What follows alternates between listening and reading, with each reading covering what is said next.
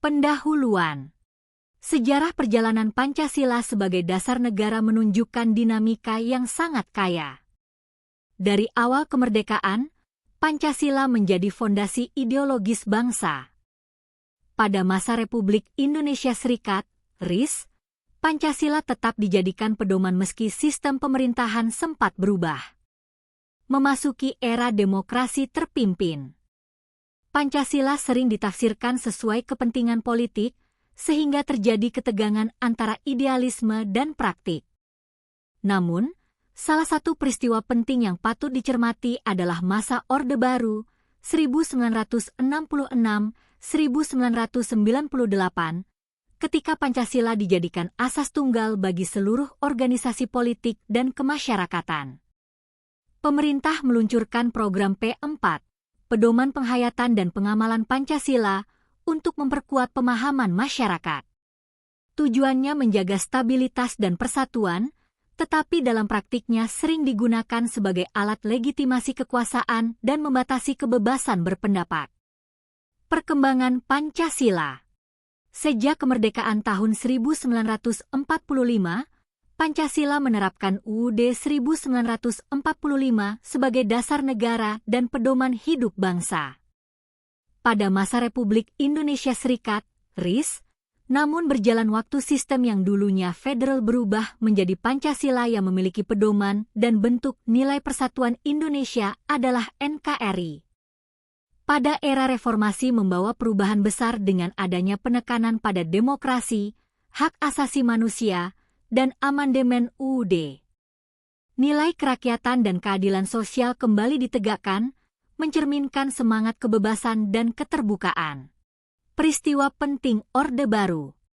Pada masa Orde Baru, 1966-1998, Pancasila dijadikan asas tunggal bagi seluruh organisasi politik dan kemasyarakatan.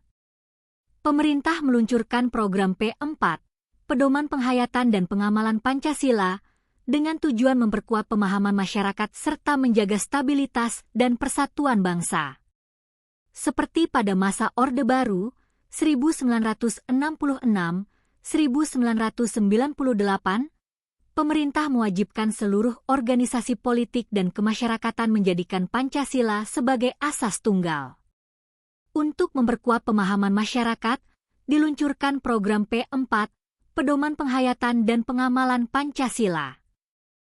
Sebagai contoh di sekolah-sekolah, program P4 diwujudkan dalam bentuk penataran P4 yang wajib diikuti oleh siswa, guru, dan pegawai negeri.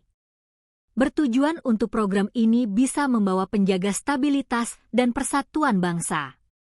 Namun, dalam praktiknya, penataran P4 seringkali sebagai alat legitimasi kekuasaan, membatasi kebebasan berpendapat, dan mengarahkan masyarakat untuk tunduk pada pemerintah. Nilai persatuan Indonesia yang perlu dijaga agar tidak adanya ketidakseimbang dengan sila lain seperti kerakyatan dan keadilan sosial. Nilai Pancasila yang tercermin. Nilai Pancasila yang tercermin dari peristiwa ini adalah persatuan Indonesia. Pemerintah berusaha mencegah perpecahan dengan menjadikan Pancasila sebagai ideologi pemersatu.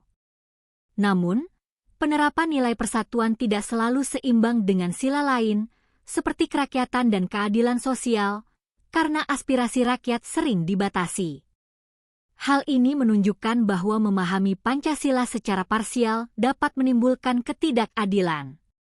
Seperti contoh, pada masa Orde Baru, nilai persatuan Indonesia sangat ditekankan pada perpecahan dari segala bentuk ancaman persatuan Indonesia sehingga pemerintah berusaha menjadikan Pancasila sebagai ideologi pemersatu Indonesia melalui program P4. Namun, penerapan nilai persatuan ini tidak seimbang dengan sila lain, seperti kerakyatan dan keadilan sosial. Aspirasi rakyat sering dibatasi, kebebasan berpendapat dikurangi, dan demokrasi tidak berkembang secara sehat. Dan inilah refleksi pribadi dan penutup yang perlu anak-anak muda perlu tahu. Sekian dan terima kasih.